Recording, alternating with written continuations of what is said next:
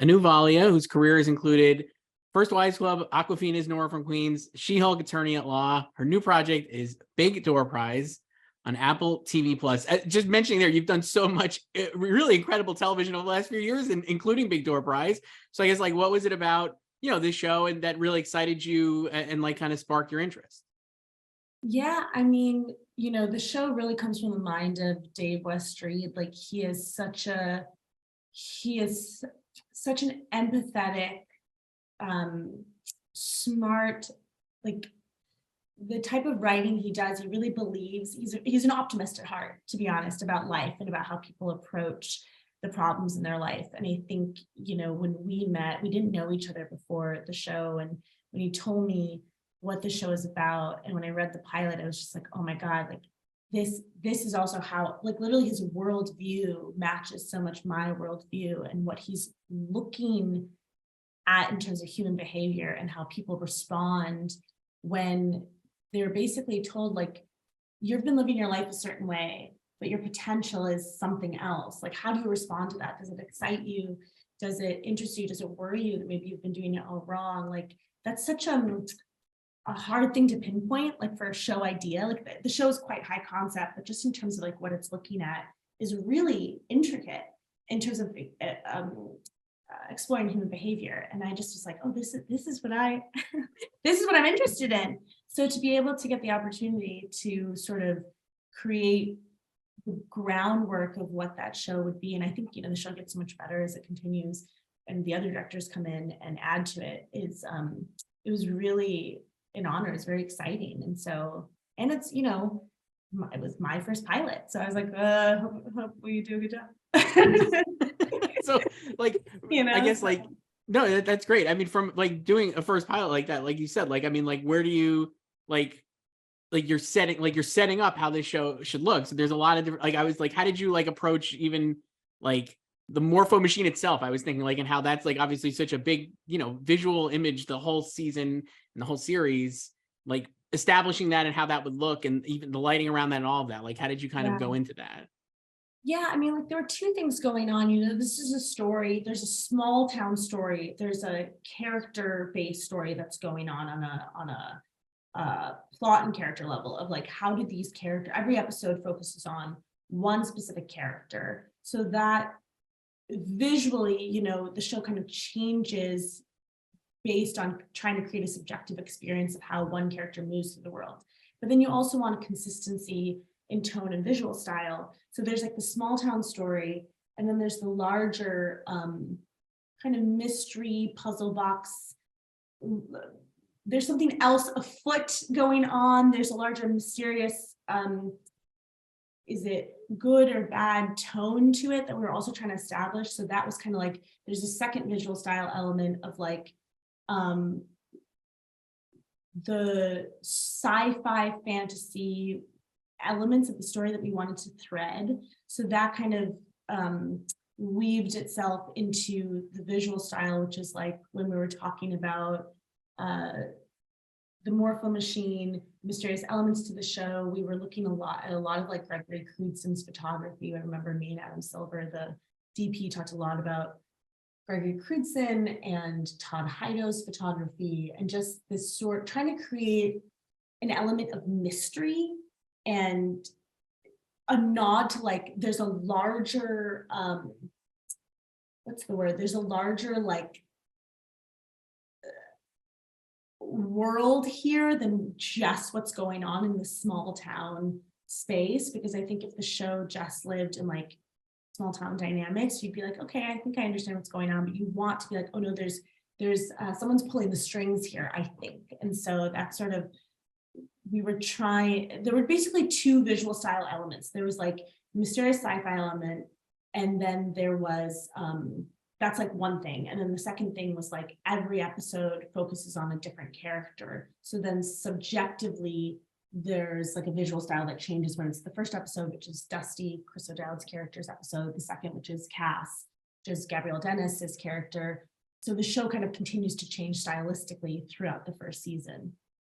Does that make sense? It does. No, and I think you do a great job of like balancing even those first two episodes, like those two warring things. And I think the world building of like the Morpho Machine is like really cool, right? Like it really is like, I like that it's not explicitly spelled out right away. And you're kind of like, you know, as a viewer, you're like, there is this whole big thing around that I'm not actually a party of, but I'm like aware that it exists kind of, which I think is really cool.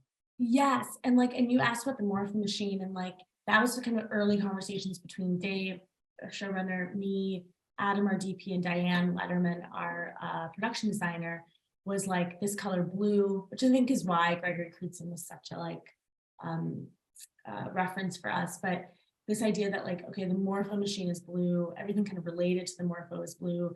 And then you kind of do those fun like film school things of like, okay, well, we're going to try to like really suck blue out of every other part of the scenery, but you know, the sky is blue. You know, you have these rules that you kind of play with, but really the goal was, okay, if the energy of the Morpho Machine is blue is such a mysterious, calming color.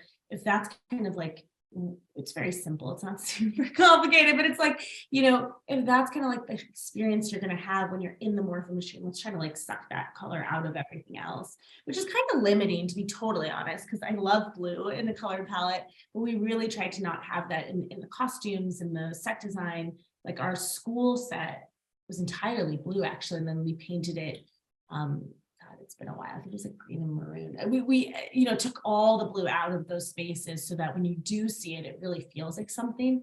And you know, people do that all the time, but that was one thing I remember that was a big conversation. Yeah, I like that. I like that. I think that's cool, and I think that's like a subtle way. Like the audience probably, you know, you don't even consciously realize it, but you are realizing it, right, if you're watching it, and that's really cool. That's the goal, is to not be like masturbatory with those token rules. It's really to try to create a feeling for the audience, which is like, oh, when you're in the Morpho Machine, it feels like something. So if you haven't been seeing this color, you just want to create, because it's like a little arcade machine in a general store. And, you know, I grew up watching like, you know, Are You Afraid of the Dark and all those, there's a version of that where it feels a little twee, and wanted to create something that was mysterious and a little bit otherworldly and feel a little elevated. So that was sort of, we had a lot of talks about that. So the Morpho Machine itself is like, there were many versions of it. There's like the one that's in the store, and then when you actually film in it, obviously, you know, you build it different. Right. So you mentioned like in the pilot, obviously he's focused on Dusty, played by Chris O'Dowd. He's so incredible performance. I think he's so funny. I'm a huge fan of him. I guess like, yeah, like how did you mentioned, and again, you mentioned like how they kind of, the perspective is different for the episode. So for Dusty, like what was the perspective that you had kind of visually for that episode? And then also, yeah, like I guess start there. And then I probably have a few questions about Chris O'Dowd, because I just think he's so funny and he's such a great physical performer too, which I think you really get a lot of mileage out of as well. Yes. And he's the entry point into the story. So it's a little tricky in that it's like, okay, if you want to create a show where every episode is focused, so the whole first season, every episode is focused on a different character, and then you want to tell the story subjectively from their point of view. So all the directors were invited. That was something that I talked about with Dave a lot, and the other directors are brilliant. And I do think make the show better as it goes on, which is like, they're invited to now be like, okay, how does this character see through the world? Like I know the third episode, directed by Molly McGlynn, follows Jacob, who's like a young kid who's dealing with anxiety. So like his world is a lot more like, you know, you're using longer lenses, more shallow depth of field, you're more like in his perspective. How do you do that, but then have a consistency in style and tone? And a lot of things do that, music, all that. But for Dusty, he's our entry point into the show. And I think, you know, my sort of idea was, well, he doesn't know what's going on, and the entry of this machine in his life, that's essentially telling him that he has reached his fullest potential. Like everybody else is getting these kind of wonderful things. Basically, he's being told, or he is interpreting, I should say, his interpretation of this potential is, you kind of reached it, you've reached your peak.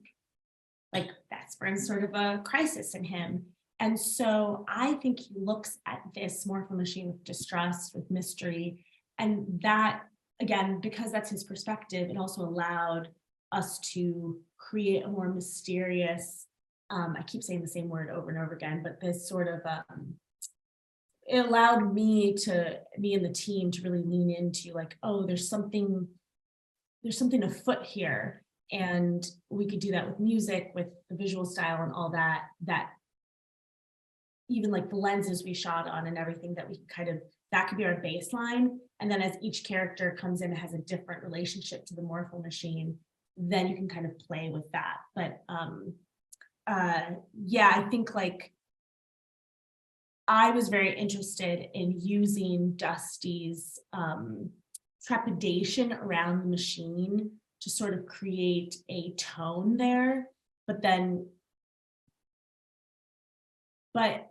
there's also like a whimsy and a magical, a less dark space that the show lives in that Dave really brought into, and he would like Big was a big like the movie Big was a big reference for him, and so that was something that he really also wanted to infuse, that it, like the more like Ted Lasso, like positive, because this show is a positive show, it's got a good optimistic view on life, and so that was sort of the balance we were trying to create.